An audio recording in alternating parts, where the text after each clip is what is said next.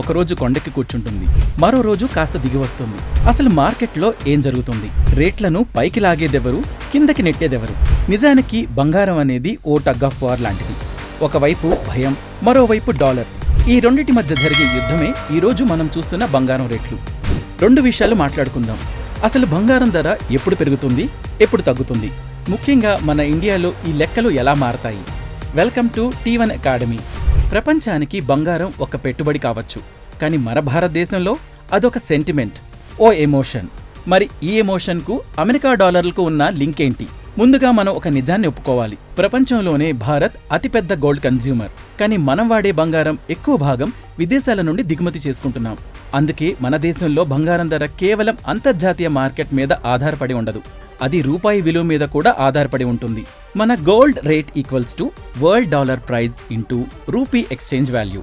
అంటే ప్రపంచ మార్కెట్లో బంగారం ధర పెరగకపోయినా, స్థిరంగా ఉన్నా సరే, మన రూపాయి విలువ డాలర్తో పోలిస్తే 5% పడిపోయిందనుకోండి, ఆటోమేటిక్గా మనకి బంగారం ధర 5% పెరుగుతుంది. అంటే మన కరెన్సీ బలహీనపడటమే బంగారం ధర పెరగడానికి ఓ ప్రధాన కారణం. అందుకే మన దేశంలో బంగారం కేవలం ఆభరణం కాదు, రూపాయి విలువ పడిపోకుండా కాపాడే ఓ హెడ్జ్. కేవలం డాలర్లు లెక్కే కాదు, ప్రపంచంలో ఎక్కడ ఏ చిన్న గందరగోళం జరిగినా దాని మొదటి ప్రతిస్పందన బంగారం ధరలో కనిపిస్తుంది. దీన్నే ఆర్థిక పరిభాషలో ఫ్లైట్ టు సేఫ్టీ అంటారు. అంటే యుద్ధం లాంటివి వచ్చినప్పుడు ఇన్వెస్టర్లు షేర్ మార్కెట్లు వదిలేసి సురక్షితమైన బంగారం వైపు మొగ్గు చూపుతారు. దీనికి ఉదాహరణ 2022. ప్రపంచం మూడో ప్రపంచ యుద్ధం వస్తుందేమో అని భయపడితే బంగారం ధర ఆల్ టైమ్ రికార్డ్ స్థాయికి చేరింది. ఇక రెండవది, ఇజ్రాయెల్ ఉద్రిక్తతలు. చమురు సరఫరా ఆగిపోతుందేమో అన్న భయం బంగారాన్ని జియోపొలిటికల్ హెడ్జ్గా మార్చేసింది. ప్రపంచం అనిశ్చితలోకి వెళ్తే ఇన్వెస్టర్లు స్టాక్ మార్కెట్ నుండి బయటపడి బంగారం వైపు పరిగెడతారు. అంటే భయం పెరిగితే బంగారం మెరుస్తుంది. ఒక పక్క డాలర్ దెబ్బ, మరో పక్క యుద్ధం. ఇవి చాలదన్నట్లు మూడో శక్తి ప్రభుత్వం. మన దేశ వాణిజ్య లోటు అంటే ట్రేడ్ డిఫెక్ట్ తగ్గించడానికి ప్రభుత్వం అప్పుడప్పుడు దిగుమతి సుంకాలు అంటే ఇంపోర్ట్ డ్యూటీస్ పెంచుతూ ఉంటుంది. ఆ భారం వ్యాపారులు భరించరు, అది నేరుగా వచ్చి మన జేబు మీదే పడుతుంది. అందుకే న్యూయార్క్ ధరలు ఎంతున్నా మన ప్రభుత్వ పన్నులు మన లోకల్ రేట్లు నిర్ణయిస్తాయి.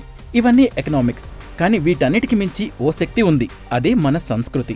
భారతదేశంలో బంగారం డిమాండ్ను ఆర్థిక శాస్త్రం మాత్రమే నడిపించదు. పెళ్లిళ్ళు, దీపావళి, అక్షయ తృతీయ లాంటివి వచ్చినప్పుడు రేట్లు ఎంతున్నా మనవాళ్లు బంగారం కొనాల్సిందే. వ్యాపారుల మాటల్లో చెప్పాలంటే రూపాయి విలువ, పన్నులు ఎన్ని మారినా పెళ్లిళ్ల సీజన్ డిమాండ్ మాత్రం ఎప్పుడూ పడిపోదు.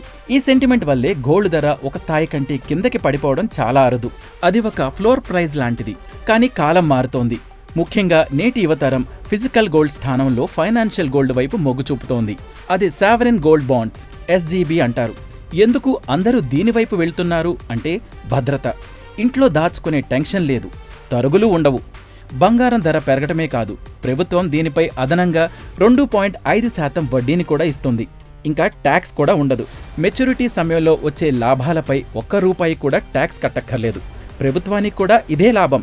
ఎందుకంటే ఫిజికల్ బంగారాన్ని విదేశాల నుంచి దిగుమతి చేసుకునే పని తప్పుతుంది, మన డాలర్ ఆదా అవుతుంది.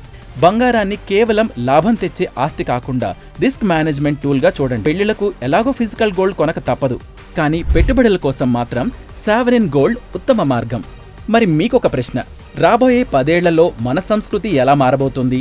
పెళ్లిపీటల మీద బంగారు నగల స్థానంలో SGB పేపర్లు భర్తీ చేస్తాయా?